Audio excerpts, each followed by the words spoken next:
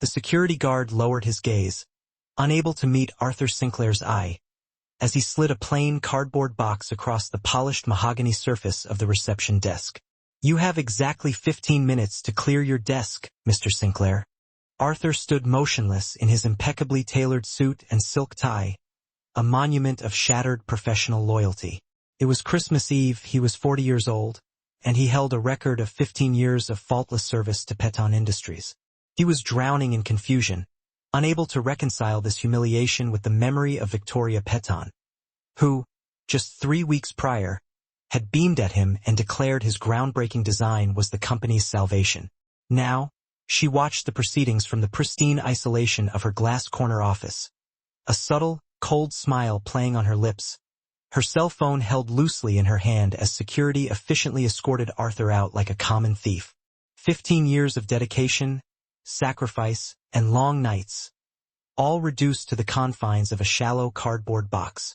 Arthur walked numbly past the rows of identical cubicles where his colleagues, suddenly preoccupied with their monitors, refused to meet his gaze.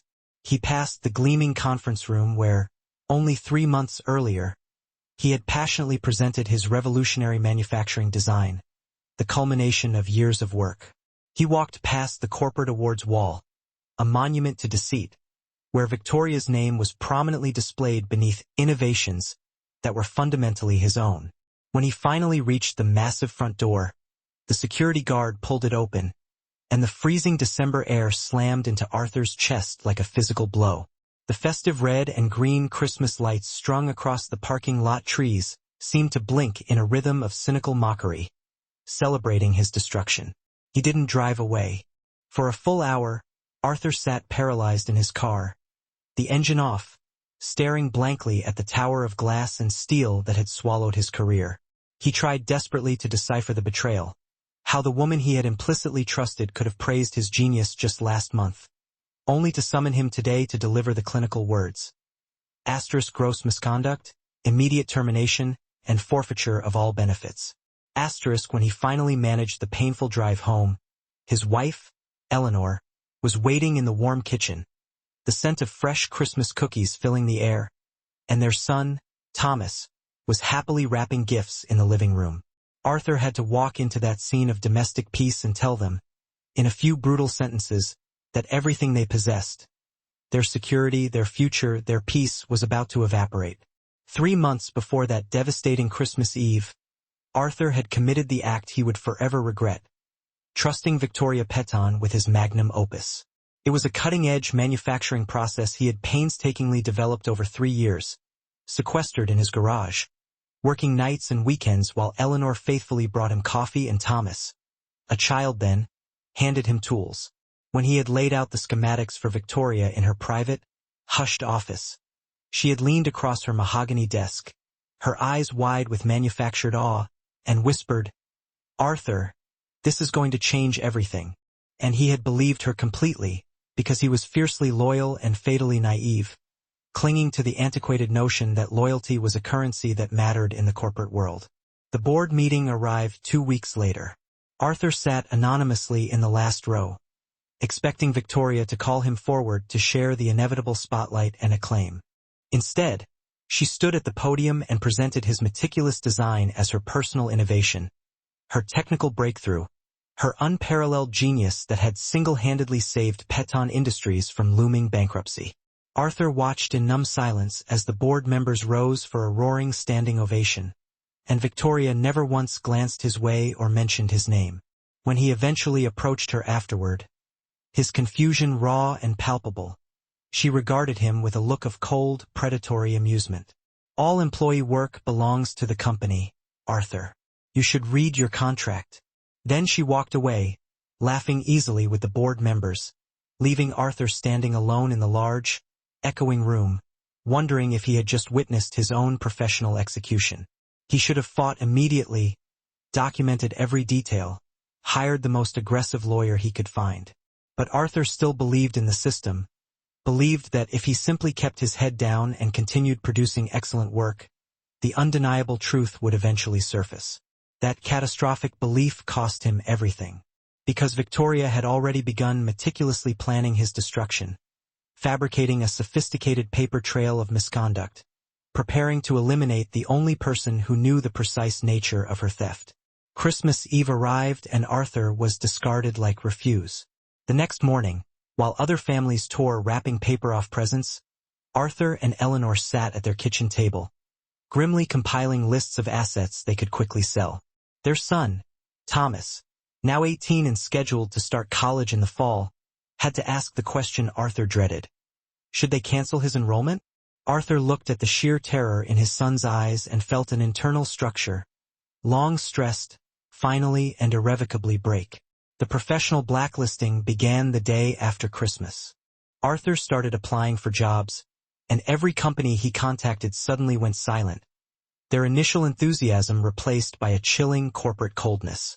When he finally managed to convince a sympathetic friend to risk telling him the truth, Arthur learned that Victoria had personally called every major figure in the industry, spinning a calculated lie. Arthur Sinclair was fired for stealing company secrets. He was dangerous, fundamentally dishonest, and must never be hired. Overnight, Arthur transitioned from being a respected engineer to an unemployable pariah.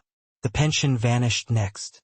15 years of mandated contributions disappeared with a single, bureaucratic letter declaring that his termination for cause meant the forfeiture of all retirement benefits.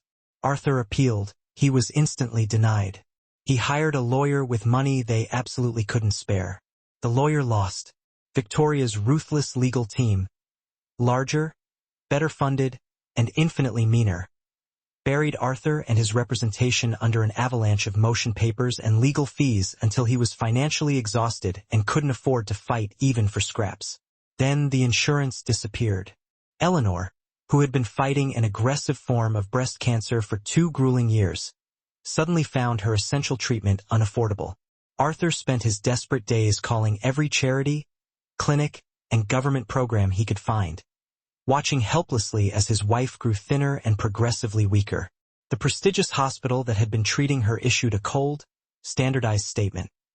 They were sorry, but without active insurance coverage, they simply could not continue her care. Arthur begged, he pleaded, he offered to sell everything they owned to pay any cost, any fee. It was not enough. Eleanor died on a Tuesday in June, precisely 6 months after Victoria had cavalierly thrown Arthur's life away. She passed not in the private, comfortable room where she had fought her battle, but in a utilitarian county hospital bed. Arthur held her hand as she took her final, shallow breath, and she managed to whisper 2 final words, "I love you." Then she was gone. Arthur was left alone in a vacuum of grief, isolated in a way he had never conceived possible. A man who gave 15 years of his life had lost his beloved wife, all because of one woman's rapacious greed. If loyalty still means something to you, subscribe. Then tell me where you're watching from. Let's see who still believes good men deserve justice. 3 days after the quiet funeral, Thomas found his father sitting in the absolute darkness of their tiny apartment living room. Arthur had shed 20 pounds. His eyes were sunken and hollowed out by grief. He looked up at his son and heard himself say, in a voice heavy with defeat, "I want to die." Thomas sat down quietly next to him. He was only 18, but his voice was startlingly clear and steady. "No, Dad, you don't want to die. You want revenge." The words sliced through the suffocating fog of Arthur's grief like a sharpened blade. Thomas, who should have been starting his college freshman year, was instead working 2 grueling jobs and was now the only anchor holding his father together. He sat with Arthur that long night and articulated their new path. "We're going to take everything from her. We're going to be patient, meticulous, and smart. And when the time finally comes, she won't even realize she's been caught until it's too late." Arthur looked at his son and saw Eleanor's fierce, unwavering determination reflected in his young eyes. For the first time since her death, he felt a flicker of energy that was not despair. They finalized their pact at Eleanor's grave, standing in the cold June rain, cheap funeral flowers heavy in their hands. "I promise you, sweetheart," Arthur swore into the wind, "I will make her pay for what she did. I will take back every single thing she stole, and I will build something that truly honors your memory." The rain fell harder. Thomas placed a hand firmly on his father's wet shoulder. 15 years, Dad. We'll do it right. We'll do it completely legal, and when we are finished, she will have absolutely nothing left. Year 1 was focused on sheer survival. Arthur accepted every consulting job he could find.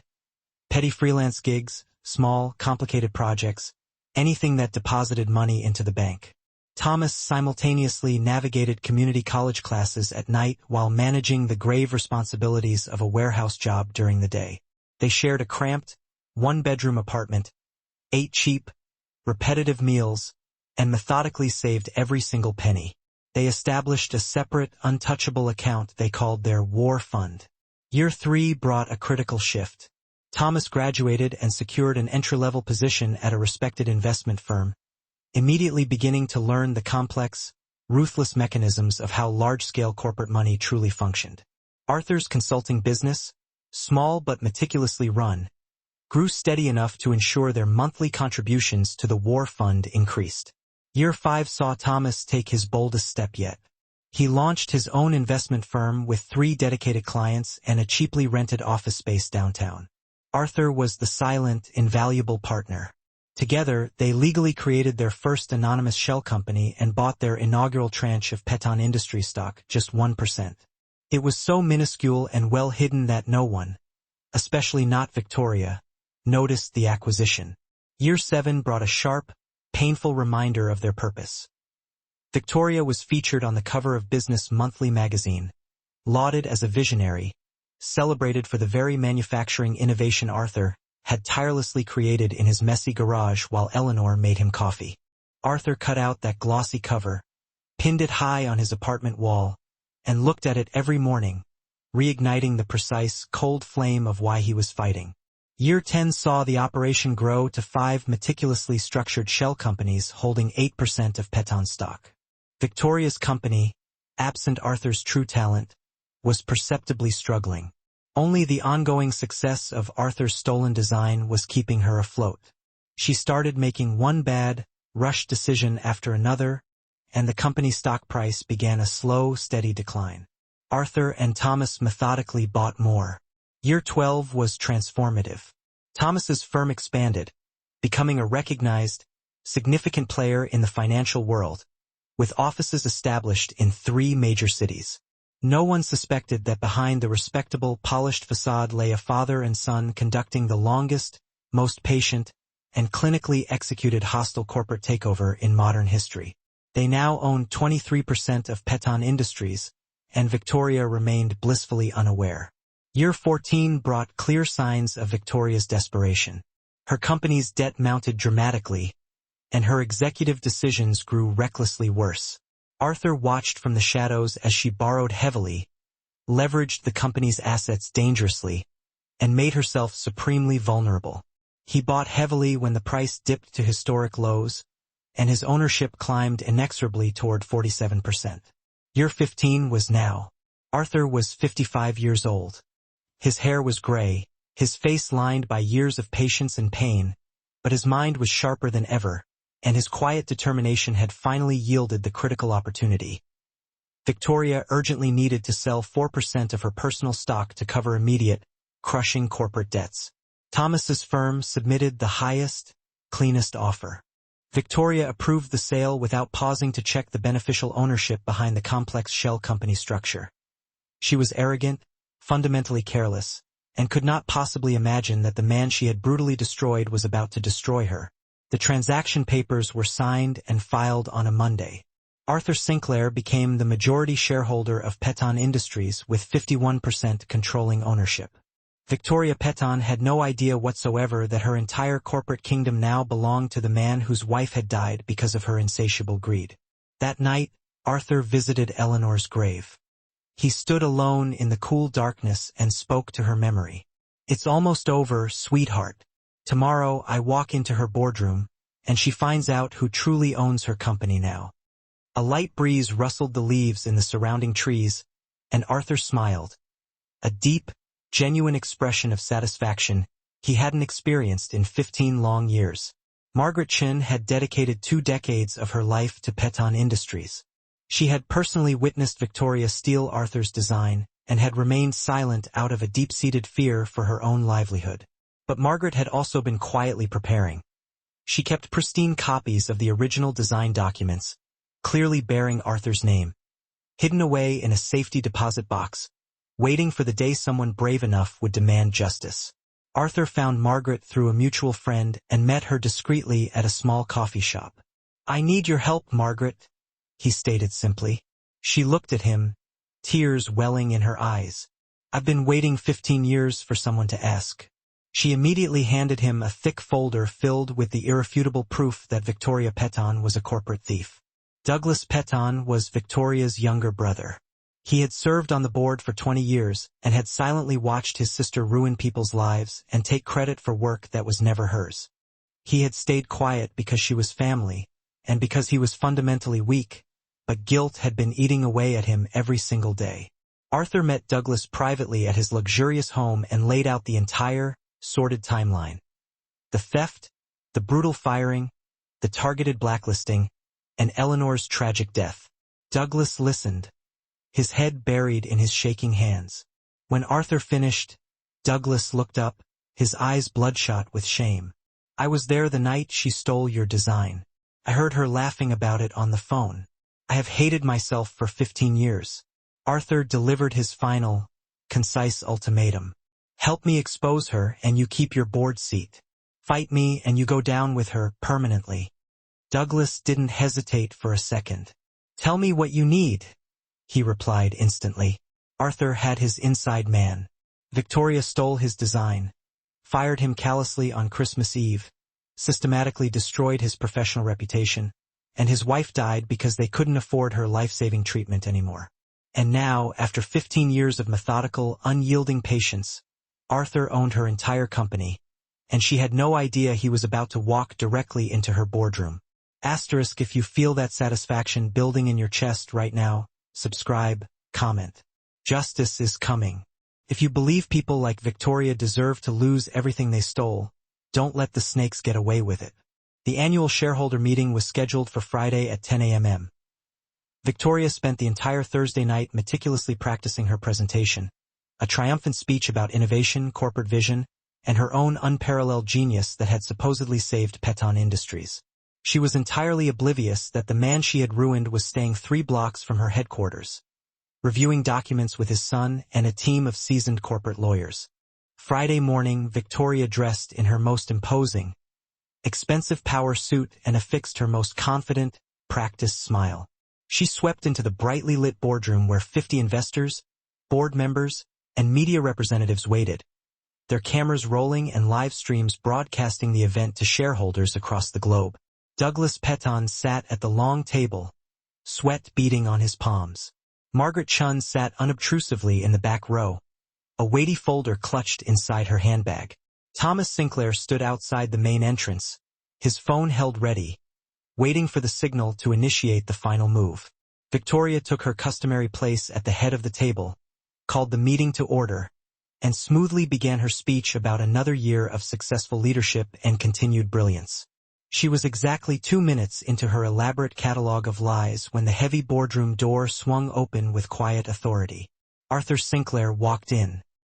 He was 55 years old, gray-haired, wearing a simple, dark suit that held no vanity.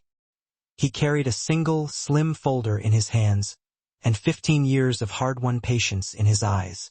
Victoria's voice died instantly in her throat as she recognized the man she had discarded standing in her boardroom like a terrifying ghost. The expansive room fell into a profound, unnerving silence. The color drained completely from Victoria's face.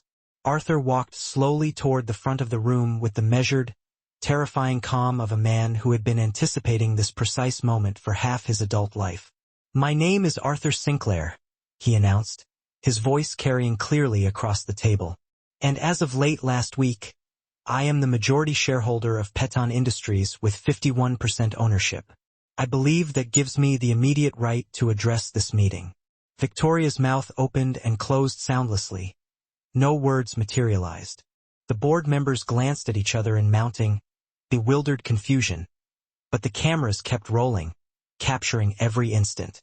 Arthur offered a slow, cold smile, the smile of a predator who had finally cornered his long-stalked prey. That's impossible, Victoria finally whispered, the conviction entirely gone from her tone. Nothing is impossible, Victoria, Arthur countered, his voice flat. You taught me that lesson when you stole my design and methodically destroyed my life. And now, I am going to teach you precisely what happens when you underestimate a man who has nothing left to lose. He turned to face the room of investors and media and began to speak, holding nothing back. He recounted every painful detail, the 3 years of intensive work that produced his design, the private presentation where Victoria had effusively praised his genius, and the subsequent board meeting where she had brazenly claimed his innovation as solely her own, omitting his name entirely. Margaret Chun rose from the back row and walked purposefully to the front, handing Arthur the folder she had guarded for 15 years.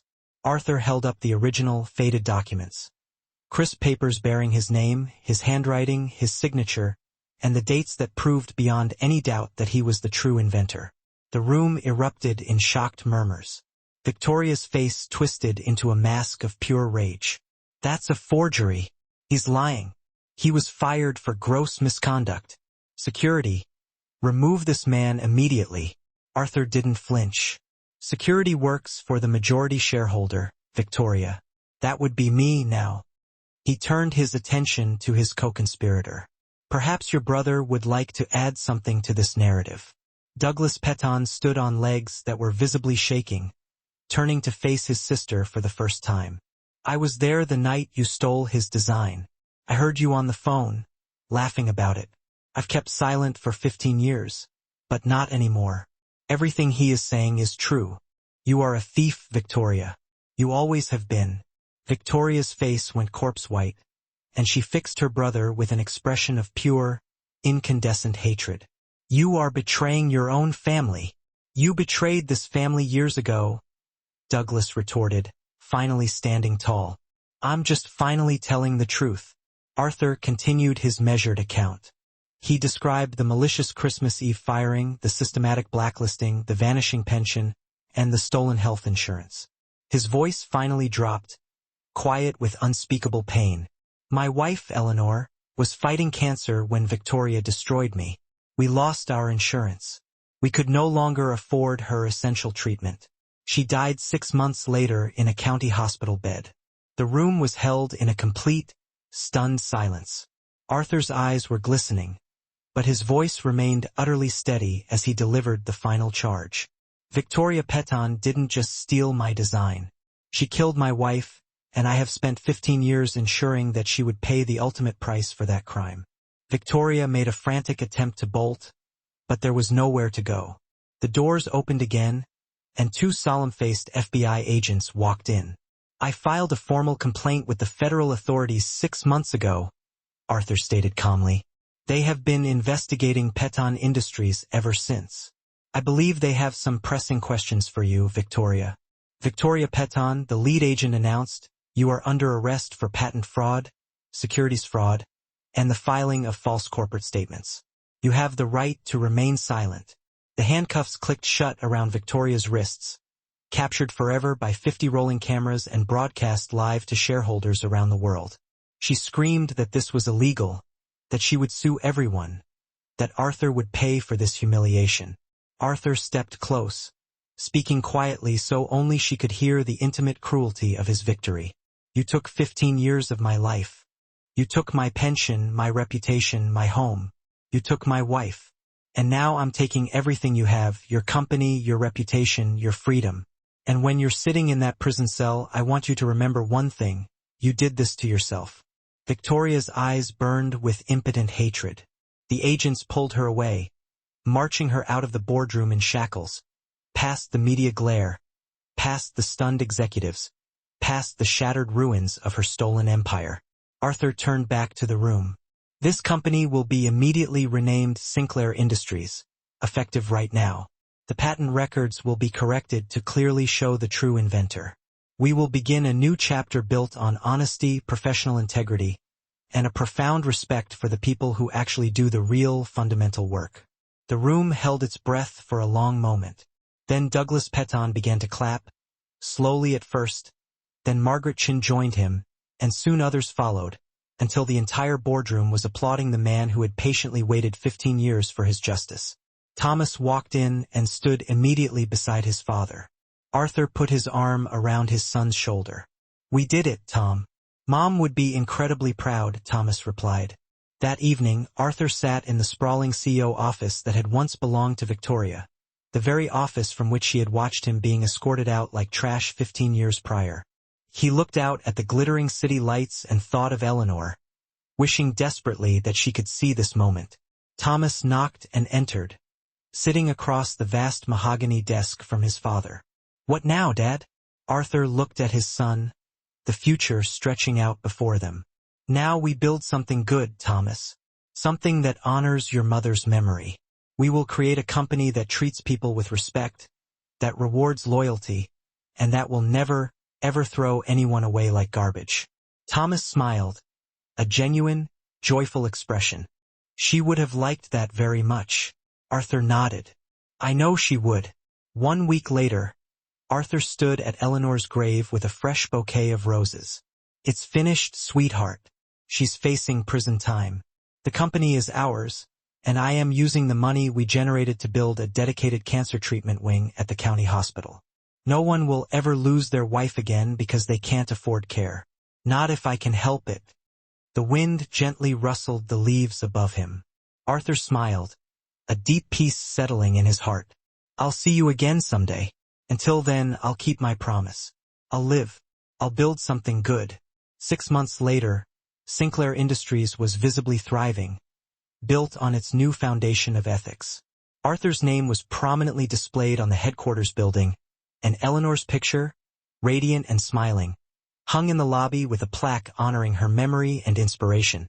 The company now fostered a genuine culture where loyalty was automatically rewarded and innovation was always credited to its true creators. A young engineer approached Arthur in a hallway one afternoon, nervous, clutching a folder of schematics. "Mr. Sinclair, sir, I have an idea, but I don't know if it's any good."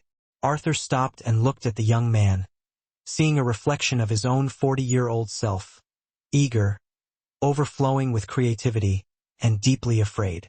He offered a warm, reassuring look. "Show me." They sat in Arthur's immense office for the next hour.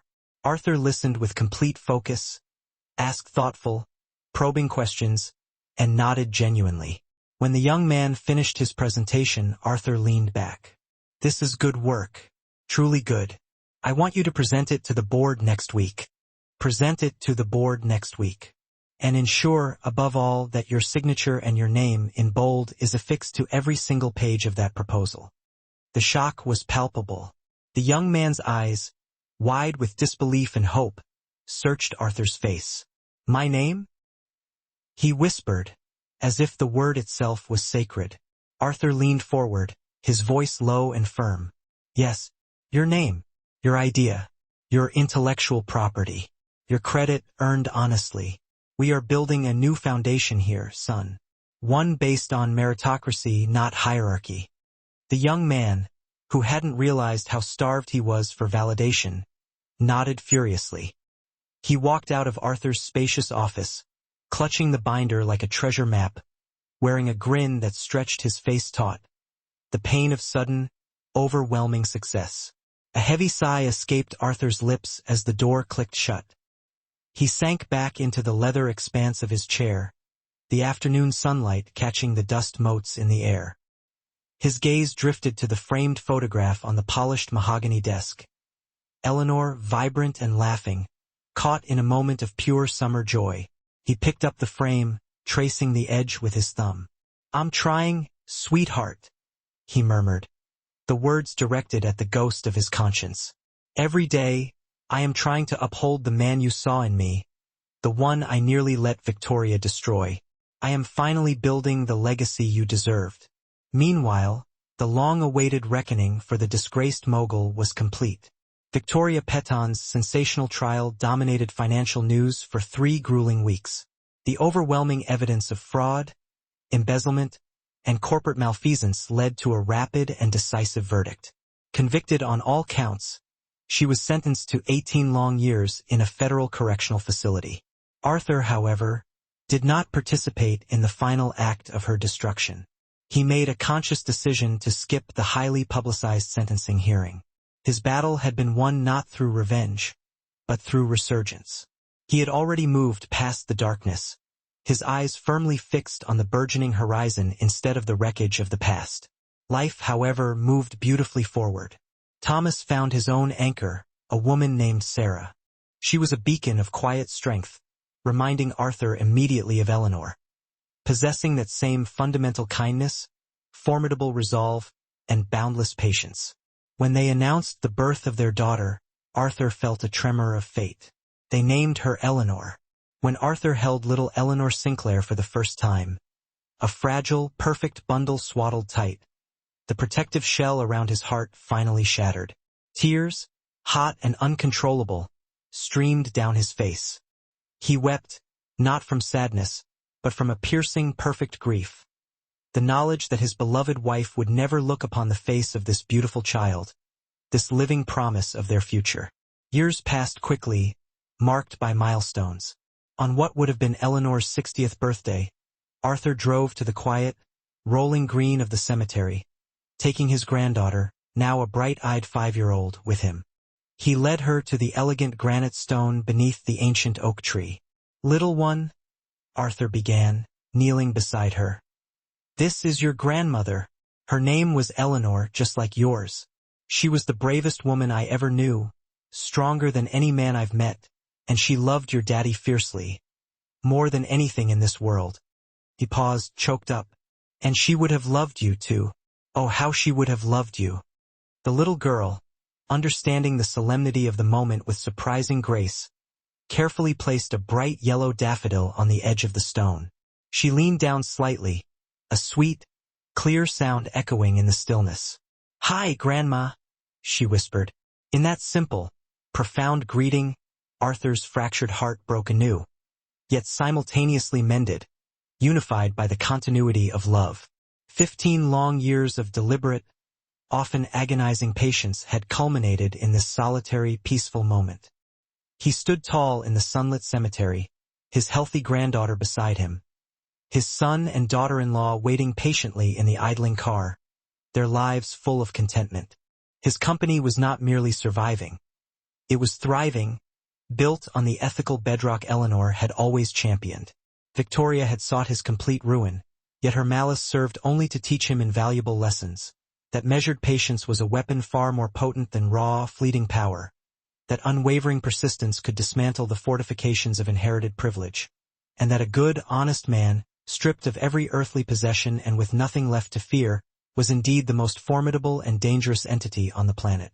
Arthur turned and strode back down the paved path, heading toward the car where Thomas, Sarah, and little Eleanor waited.